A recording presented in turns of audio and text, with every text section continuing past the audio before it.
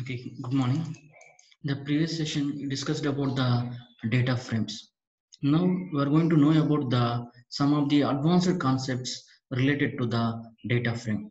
Here, what is exactly data frame, and then what are the today's agenda is column selection using select and select explanatory and transform explanatory, and then a database style by using some join conditions.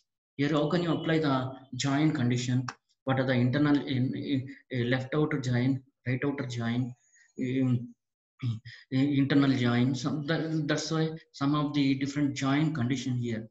And then another important thing here is a split and apply combined strategy. Here, how can you apply the split and apply strategy? And then reshaping and pivoting, and then sorting, and then categorical data. How can you use the categorical data and then missing data?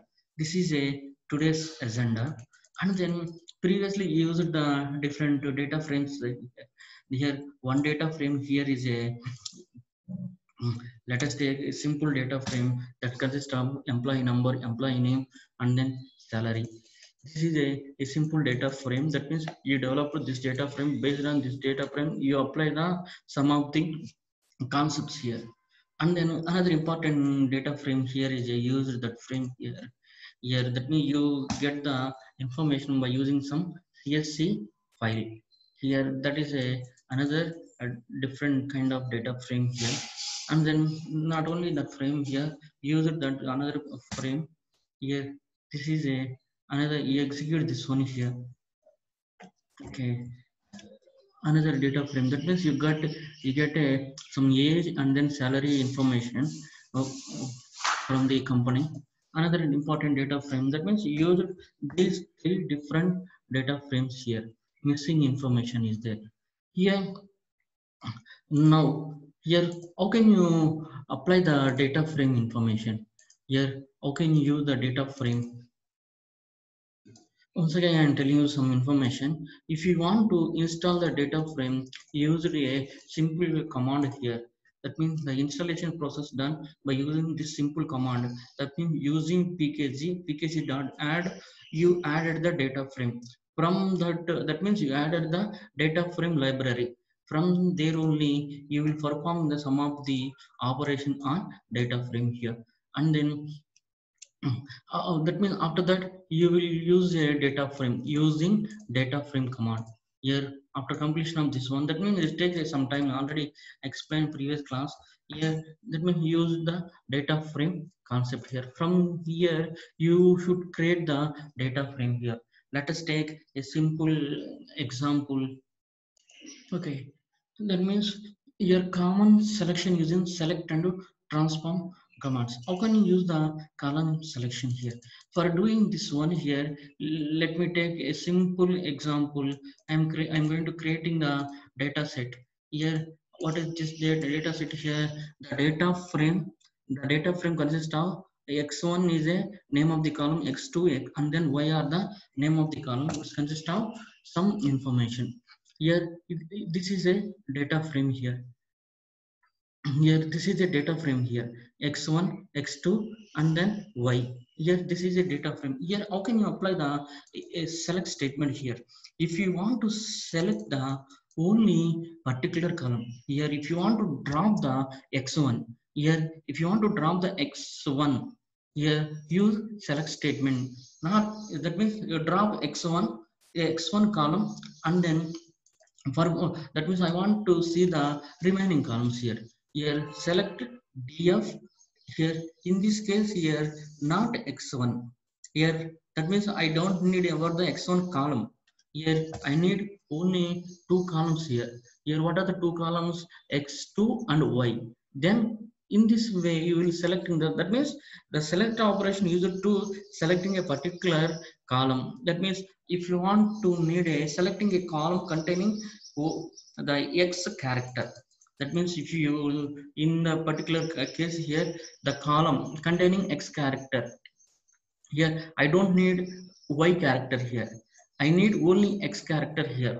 That means I need to get a columns here. Column name starting with x. Here, For example, it's having some X character. Let us take, that means in this way you will get the X, whatever may be the X column, that column list displays here. In this way you will use the select statement here. X1 X2, only you got the X1 X2, only you got the X1 X2. Here previously you got the X2 and Y, that means I am going to remove the X1. In this way you will apply the select statement here. And another important one here is a, you may rename the column names also. Here for example I am going to rename the x1 with a1 and then x2 with a2. Let us take a simple example. I'm going to rename the x1. Here data frame consists of x1 with a1, x2 with a2. That means here you change the names of the columns here. Here that means what is the necessity of select statement in this case? Here it is used to changing the column names, and then you will selecting the particular columns. Here change the column name here a1 and then a2 here. And then in this way that means you will change the values here. Here another important concept in this case here is a, that means transform the columns. You will transform the column values also by using select statement here. That here how can you transform the columns? Here for example x1 x2, here these values are transformed like this. Minimum, here you will transform the column values here. Here in particular cases here x1 x2, these values transform into the minimum values here. Here another important thing here is a, these values here, the select statement always returns a data frame.